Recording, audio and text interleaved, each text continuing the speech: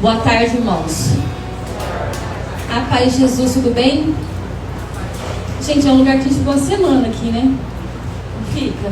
Ainda mais a companhia de gente tão boa. Eu fico aqui, na companhia dessa galera maravilhosa. Estamos vivendo um tempo de cura interior. Meu nome é Sibeli, para quem não me conhece, para quem está vindo pela primeira vez, para quem está entrando nessa live. Sou casada com o melhor homem dessa comunidade. Deus foi bom comigo, viu, gente?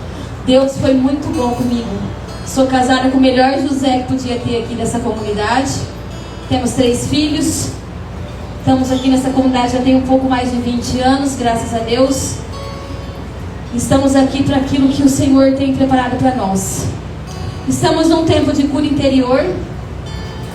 É um tempo muito abençoado. A cura interior ela é muito rica para todas as áreas da nossa vida. O Rodrigo, semana passada, partilhou conosco, falou a importância da cura interior. A cura interior ela é tão importante em todas as áreas da nossa vida, na afetividade, na sexualidade, na nossa autoestima.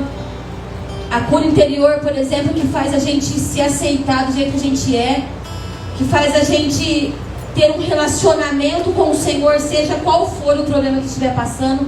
A cura interior tem esse poder de trazer para nós. E vamos vivenciar aí alguns temas. E hoje um tema bastante difícil, vamos dizer assim, um tema bastante complicado. Como lidar com o luto diante de tudo isso. Até esses dias atrás não, ontem, para ser mais específica, estava partilhando, a gente estava na casa da minha mãe e o Gilberto estava partilhando o que essa doença fez, a devastação que fez, que nós tivemos que nos adaptar em muitas situações, e uma dessas situações é aprender a lidar com o luto. E nós vamos partilhar 3 momentos antes de chegarmos, né, a partilhar um pouco sobre aprender a lidar com o luto. Nós temos 3 pontos. Primeiro ponto é o período da morte, que é antes do luto, que nós vamos partilhar um pouco sobre isso. O segundo é o período do luto, esse período onde nós passamos pós-morte. E o que fazer depois do luto? O que fazer depois que tudo aconteceu? O que fazer depois que aquela pessoa foi embora? Como viver? O que fazer depois do luto? Quero que você pegue a sua Bíblia no Evangelho de João, São João, capítulo 11. Quem não trouxe a Bíblia, eu peço para os missionários emprestar a Bíblia de vocês, que tiver aí. Quem não trouxe a Bíblia, levanta a mão. Nós vamos partilhar a palavra, ela é bastante extensa, então eu peço que quem tiver sem Bíblia, se tiver for da mesma família, dê para sentar de 2. E eu peço para os missionários emprestar a Bíblia, por favor. João 11. Evangelho de João, capítulo 11.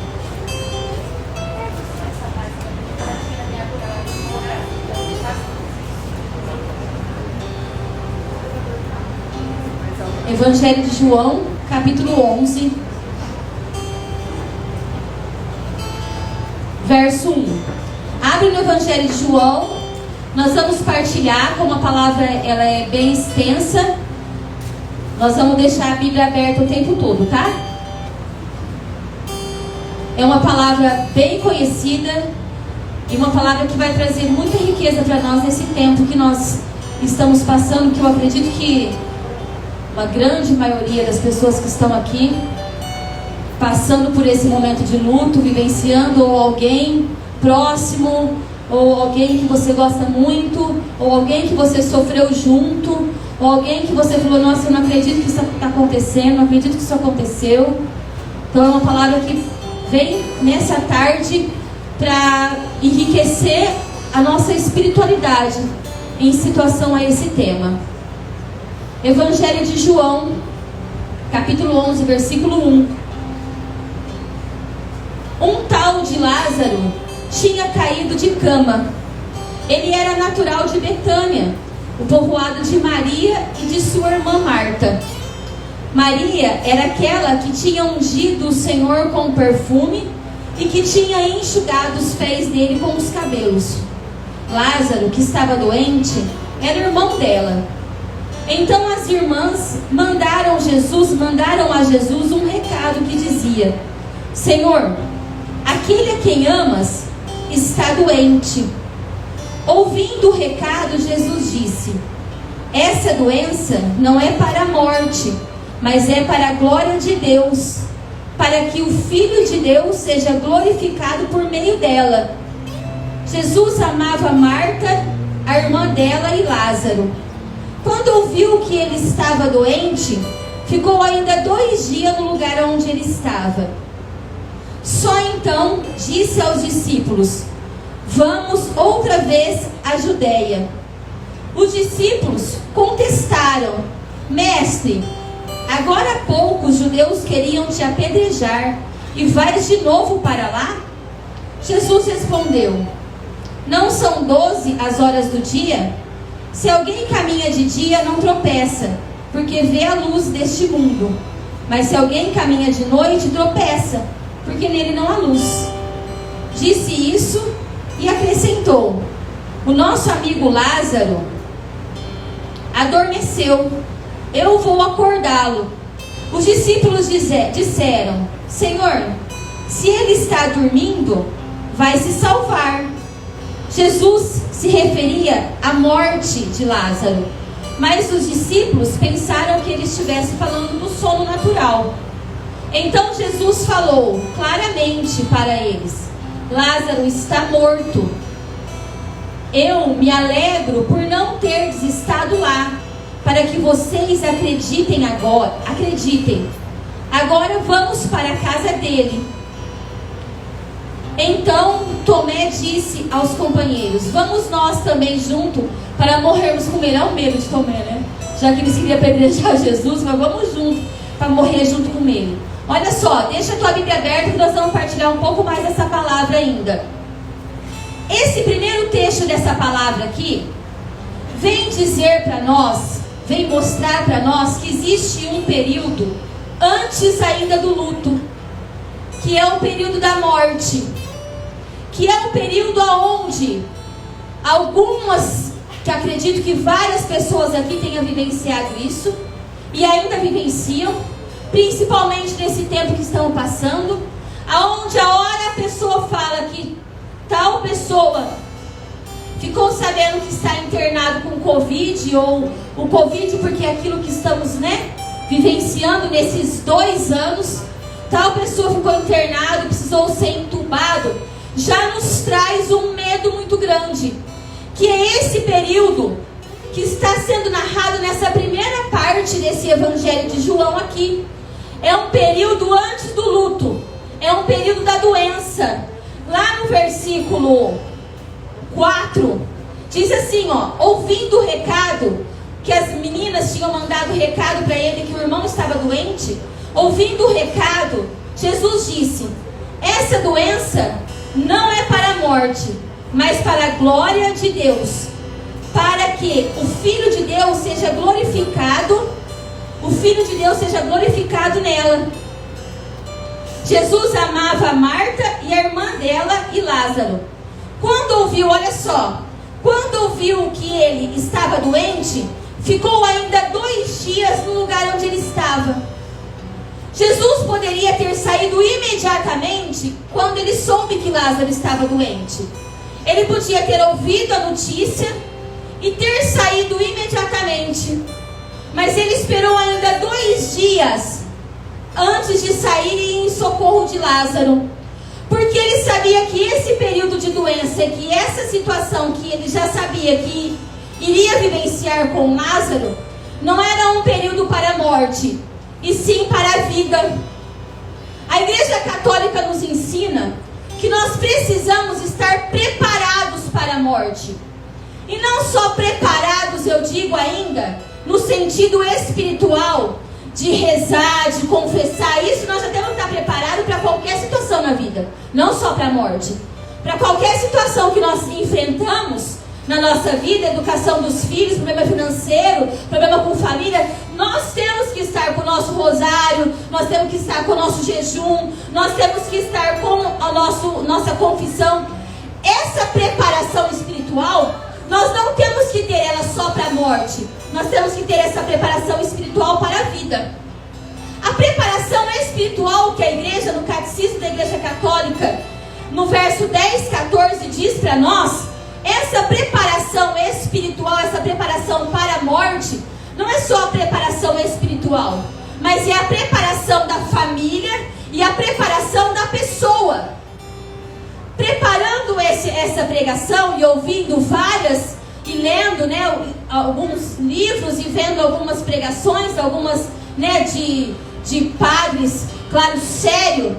O padre Paulo Ricardo diz que, isso, claro, é o padre Paulo Ricardo, tá, gente? Senão vai dar uma impressão e não é isso. É igual esse tema, como lidar com o luto, não é um tema para tristeza, para acabar com a vida da gente. Não é isso, muito pelo contrário. Para que nos dê a visão de como lidar com essa situação. O Paulo Ricardo, ele narra a morte, como ele lidou com a morte da irmã dele. E ele diz que algumas pessoas que ele tem do lado dele, algumas pessoas íntimas dele, ele fala: eu quero que você me prepare para a morte com sinceridade. Eu quero que no momento que eu estiver agonizando, no momento que eu estiver doente, eu quero que você olhe para mim e fale: você vai morrer. Nossa, parece drástico, não é? Parece cruel, ou parece uma falta de fé. Como, na verdade, é o contrário. Quando nós nos deparamos com doentes, claro que com muito discernimento e misericórdia, porque tudo que a gente fala hoje é tudo tão distorcido, é tudo tão virado ao contrário. Claro que isso eu estou partilhando uma particularidade dele, tá? Uma situação dele. Mas que a igreja já nos ensina. Tanto que nós rezamos todos os dias na Ave Maria, agora e na hora da nossa morte, amém. Porque é um período em que nós precisamos estar preparados para ele. Não só espiritualmente, sim, mas também precisamos estar preparados para esse período com um ato de fé. E talvez esse ato de fé não é o Senhor ir lá e curar a pessoa e tirar a pessoa do hospital. Talvez esse ato de fé, a pessoa vai morrer. A pessoa está numa situação que, aos olhos da medicina, aos olhos de muito, a pessoa, tanto que, quantas vezes a gente ouve essa frase? Já foi desenganado pelos médicos. Já foi desenganado, já não tem mais jeito. Quando a gente ouve a pessoa, ouve algum testemunho que saiu, é a mão de Deus. Mas esse estar desenganado, esse estar em estado terminal, esse estar internado, estar doente, estar nessa situação, que é a situação que antecede o luto, nós precisamos estar preparados. Porque vai acontecer. Ainda a igreja nos ensina, aí sim entra a parte espiritual, ainda a igreja nos ensina que não é bom que seja uma morte súbita, não é bom que seja uma morte repentina. Além dessa morte repentina trazer grandes dores e sofrimento lá na escola, tem uma professora que trabalhava lá com a gente, olha que situação. Ela entrou no banheiro para tomar banho, teve um infarto fulminante, caiu e morreu. Estava demorando no banheiro. O marido, os filhos estavam em casa, foi ver quando você está morta. Então olha como é drástico isso. Percebe que a igreja ainda ensina que essa morte repentina, essa morte brusca, não é bom. Por isso aí sim entra a parte espiritual de estarmos preparados para essa morte. Porque não sabemos se vai acontecer conosco essa morte repentina. Mas é bom estarmos preparados. A igreja nos ensina a estarmos preparado a nossa pessoa, para que nós possamos ter um diálogo com Deus no momento em que eu estou numa fase terminal. Para que eu possa confessar, para que eu possa olhar para um familiar e falar: chama um padre, eu quero me preparar. Existem vários santos, que eu não vou citar aqui, que são muitos, que sabiam a hora que ele ia morrer, o dia que ele ia morrer. Claro que isso é muita intimidade com Deus, isso é muita serenidade espiritual, porque o desequilíbrio que a humanidade anda hoje, se a gente souber o dia que a gente vai morrer, a gente faz cada atrocidade que é bom nem comentar. Mas percebe que eu tenho o direito de estar preparado para eu me encontrar com o Senhor. Nós tratamos a morte como algo ruim, e realmente é. Mas nós precisamos ter uma visão da morte, desse período, de que ainda o Senhor fala: essa situação que ele está vivendo, isso aqui que ele está vivendo, não é para a morte, é para a vida. Isso que ele está passando aqui, essa doença que ele está passando aqui, não é para a morte, é para a vida. Eu preciso me preparar, ter uma preparação antes da minha morte. Tanto que nós temos na igreja a unção dos enfermos para preparar aquela pessoa para chegar diante de Jesus. O Padre Ciro, quando ele ficava sabendo que alguém morreu, gente, para ele aquilo era morte, era verdadeiramente a morte. Quando ele ficava sabendo que alguém morreu e ele não foi avisado para ir lá orar para a pessoa, ele não foi avisado para ir lá fazer a oração para a pessoa, para levar a comunhão para a pessoa, ele como não me avisa? Como assim? Por quê? Porque olha só a inteligência, a visão da igreja. Eu preciso estar preparado para esse momento, porque é uma passagem.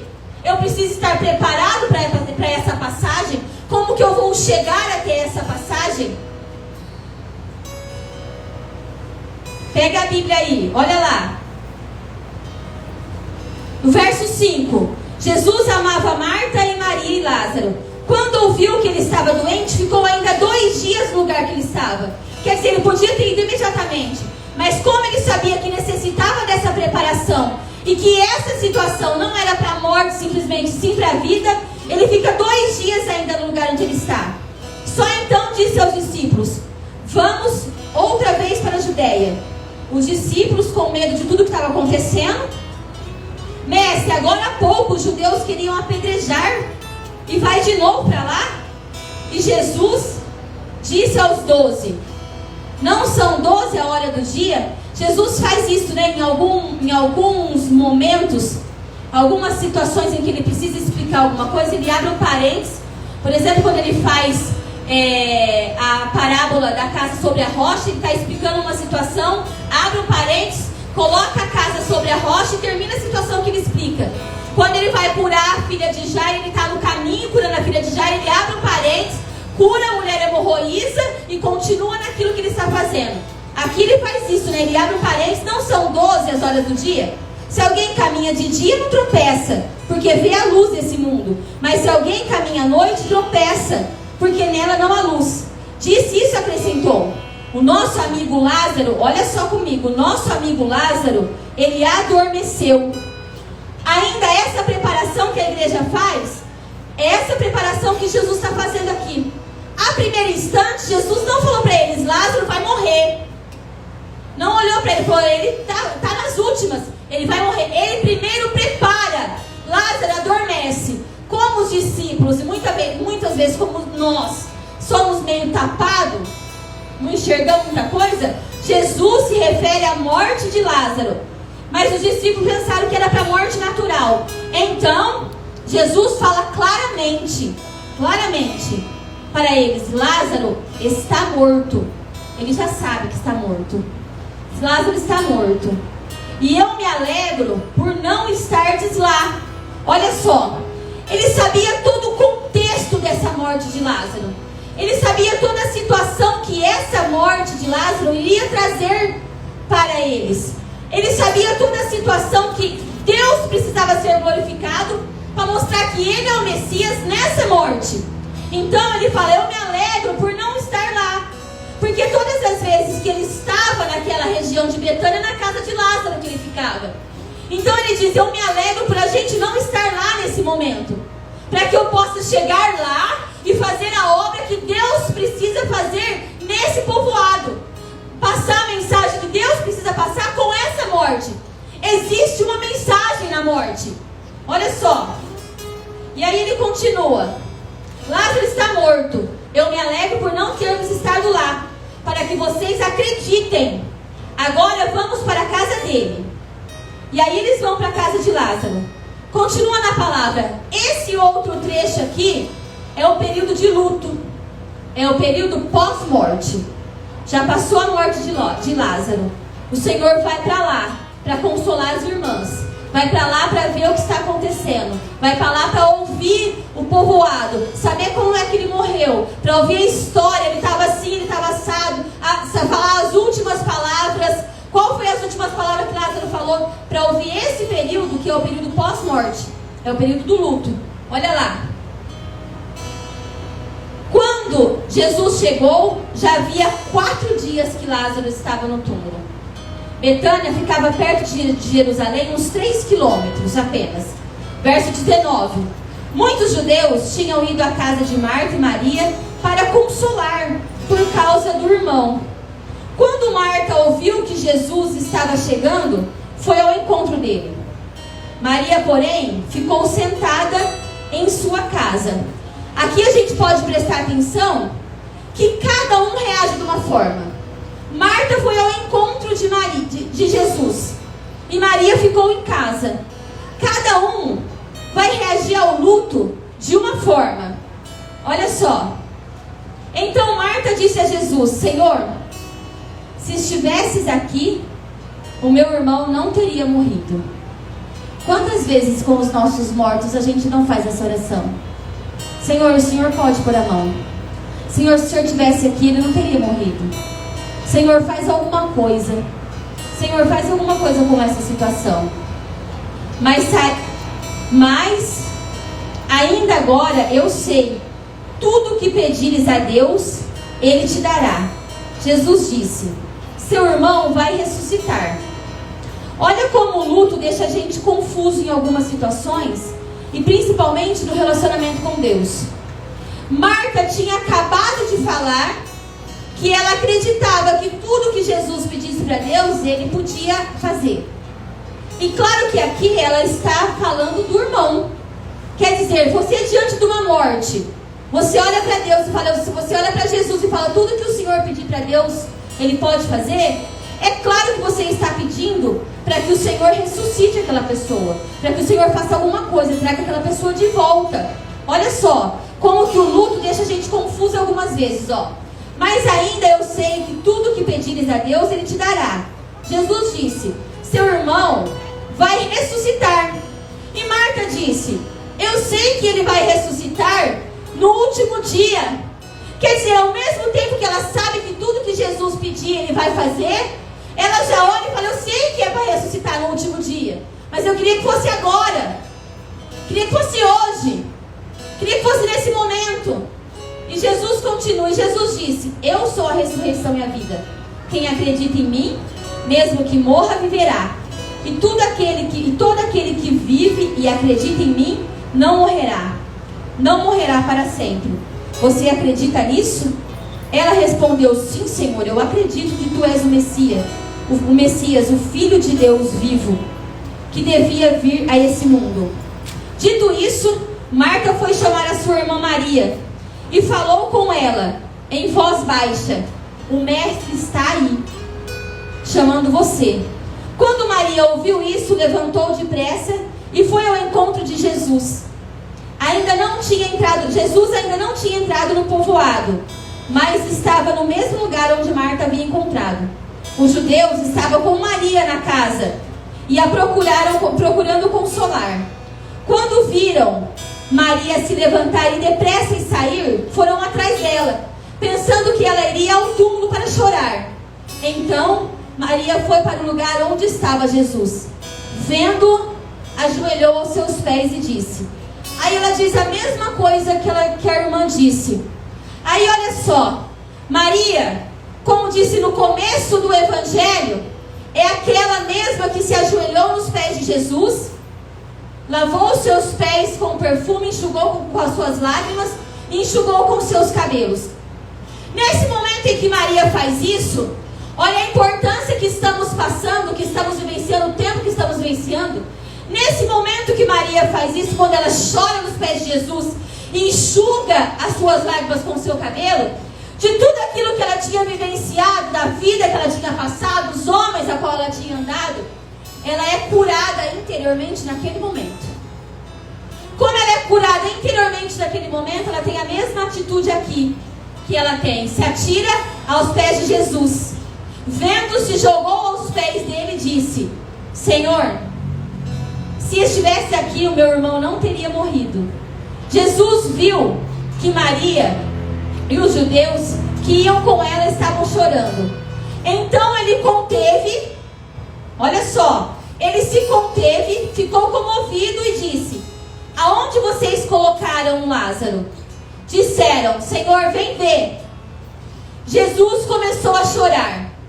Olha só, amados, por que Jesus começou a chorar? Se no começo do Evangelho, na parte ainda que nós estávamos no período de morte, ele fala claramente que essa morte é para a vida, é para a ressurreição. E para que ele começou a chorar? Se ele sabe o propósito de Deus para essa situação, se ele sabe que ele, com a força de Deus, vai ressuscitar Lázaro, para que ele começou a chorar? Porque o período de luto é necessário. Cada pessoa tem o seu período de luto. E cada linguarudo tem aquilo que falar do outro, se está chorando muito ou pouco. Cada um tem o seu período de enfrentar a morte, o seu período de luto. O que não pode acontecer, amado, porque existe tipo de parentesco que foi embora, que foi para com o Senhor. Existe tipo de relacionamento, existe tipo de intimidade. Então existe um período de luto que eu preciso vivenciar, e cada pessoa tem o seu tempo de vivenciar esse período de luto. E aqui Jesus está vivenciando o período de luto porque não tinha necessidade de ele chorar, porque Lázaro ia ressuscitar. Então o período de luto ele tem que existir sim, ele precisa existir sim. O que não pode acontecer é eu estender esse período de luto para suprir uma carência, uma necessidade minha interior, ou eu estender esse período de luto para que esse período de luto domine a minha vida. Isso não pode acontecer. Isso não pode. Por quê? Porque eu preciso acreditar. Senão a gente tem que ir embora, gente. Senão a gente está na igreja errada. Eu preciso acreditar que eu vou chorar sim, eu vou sangrar sim. E o período de luto ele tem várias etapas. Porque pensa bem, a pessoa falece, e principalmente uma pessoa próxima está ali. Passa todo aquele período em que as pessoas vão te consolar, como aconteceu aqui com Lázaro. A sua casa vai estar cheia, as pessoas vão te consolar, a casa vai estar cheia, como aconteceu. E aí as pessoas tentam te consolar da melhor forma. Alguns com muito discernimento, outros com não, tão poucos. Mas as pessoas tentam te consolar. Mas existe um momento em que as pessoas vão embora, e você vai ficar ali com aquele luto. Aquela pessoa que você amava, que vivia com você, não está mais ali. Percebe que existe um momento em que você vai chorar na frente dos outros. Existe um momento em que você vai chorar longe dos outros. Existe um momento em que você vai chorar no banheiro. Existe um dos períodos mais difíceis, que é você se desfazer das coisas das pessoas, se desfazer daquilo que ele gostava.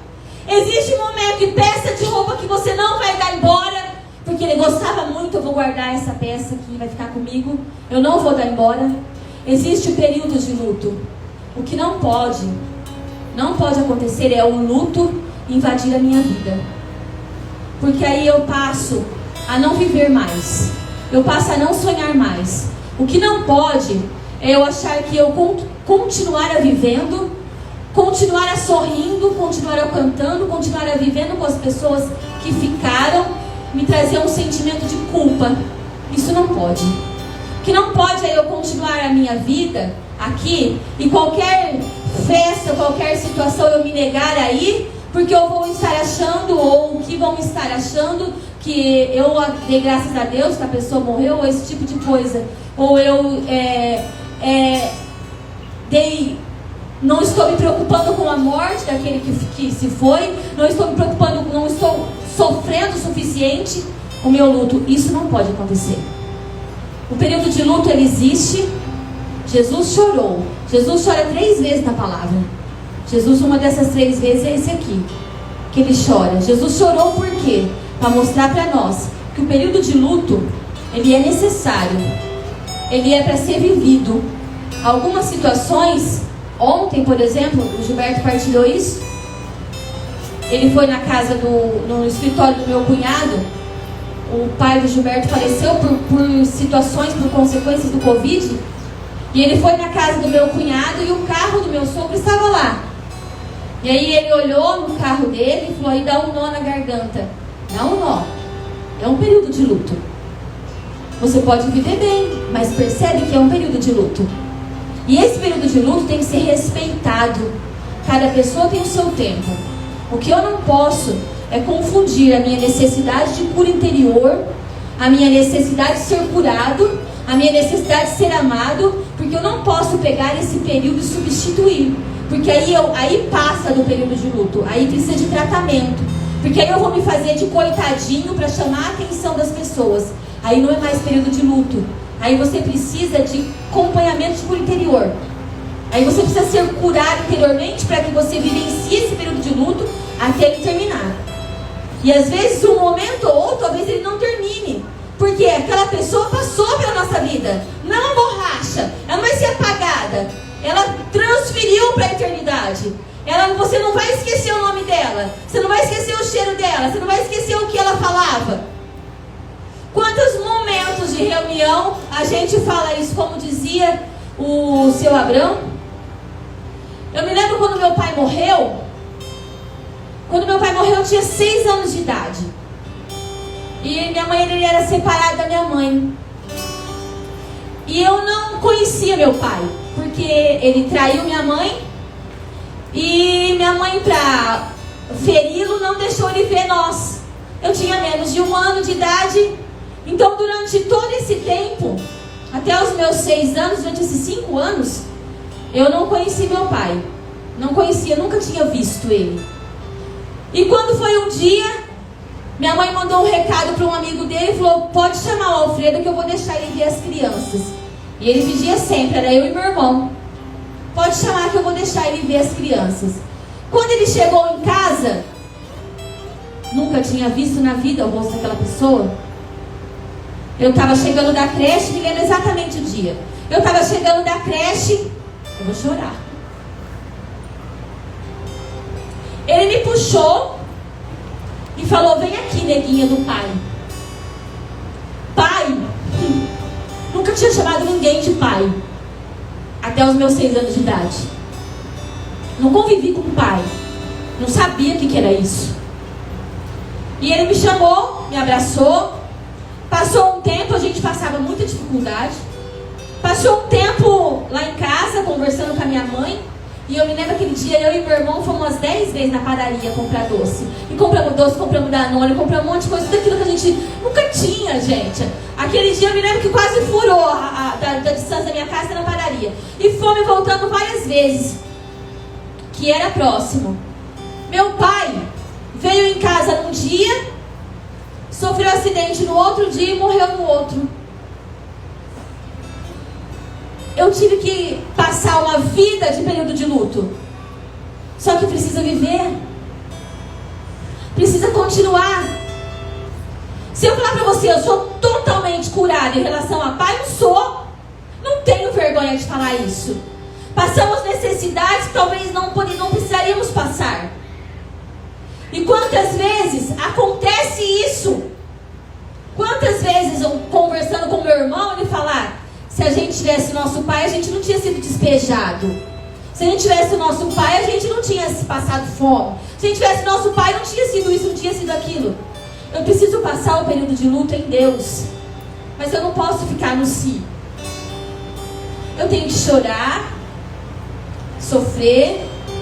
Mas esse luto eu não pude deixar que esse luto, que essa situação invadisse a minha vida. Senão eu não poderia dar um pai para os meus filhos. Eu não poderia querer mais casar porque eu não tive pai. Eu não poderia ter relacionamento com Deus Pai porque eu não tive pai. Percebe? Eu não posso deixar o luto invadir. Eu preciso vivenciar esse período. Sim, chorar sim, mas ele não pode ser o invasor da minha vida. Eu tenho que dominar ele. E aí, olha só, e Jesus chorou.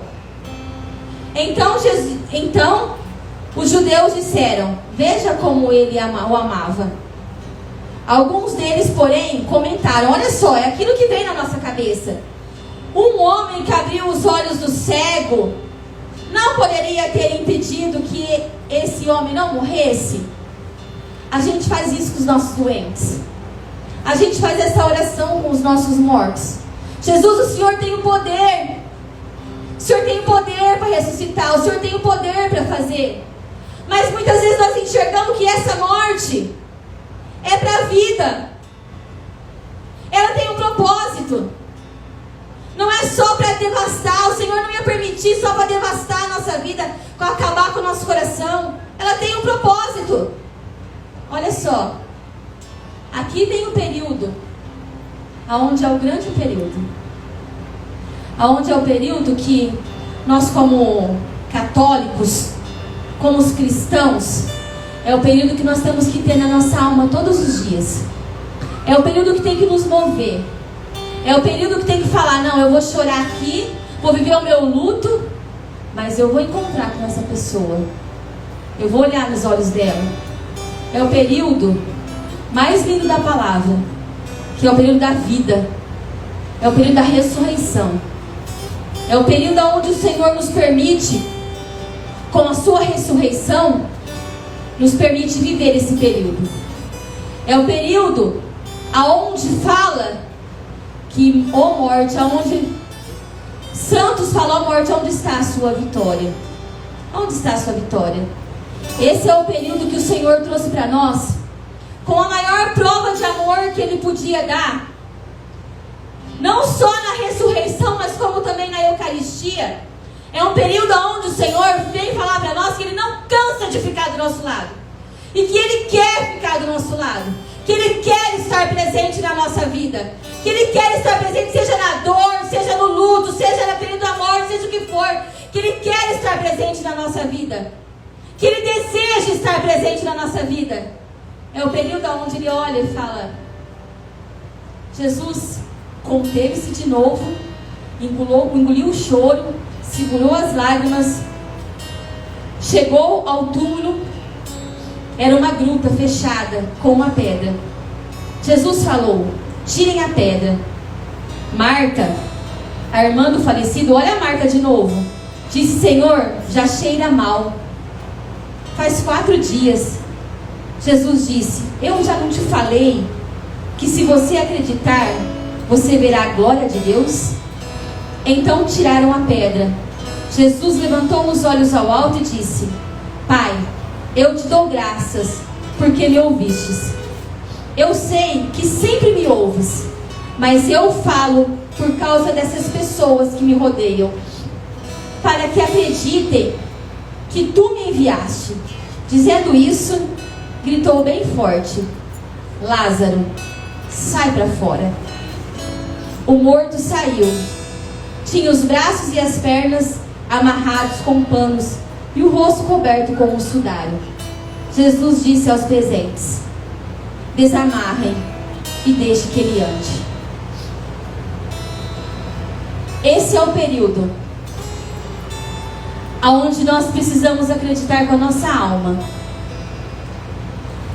Aqui, eu não tive a oportunidade de olhar nos olhos do meu pai e falar para ele: eu te amo.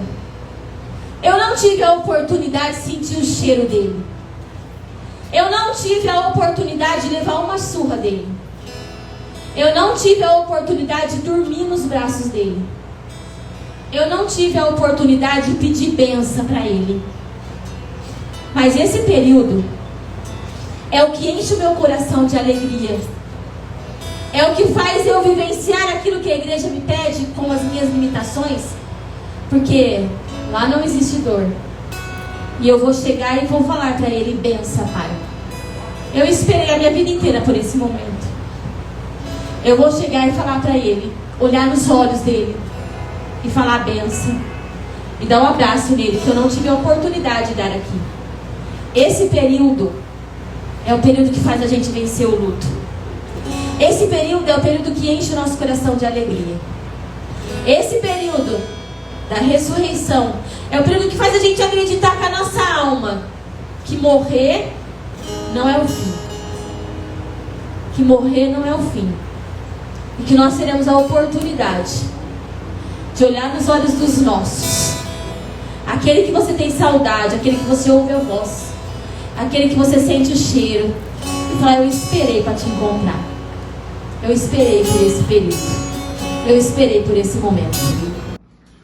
Olá, gente. Olha, espero que você tenha se alimentado, tenha crescido com essa pregação, porque a palavra de Deus ela é viva e alimenta a nossa alma. Esse é o nosso objetivo, anunciar, evangelizar com a palavra de Deus. Então eu peço que você coloque ali o seu like, o teu sinalzinho que gostou deste vídeo, compartilhe com os teus amigos e não esqueça de ativar o sininho para que todas as novidades você seja o primeiro a estar recebendo. Na descrição desse vídeo tem o nosso contato, tem o nosso WhatsApp e também siga-nos nas nossas redes sociais, no Instagram e também no Facebook.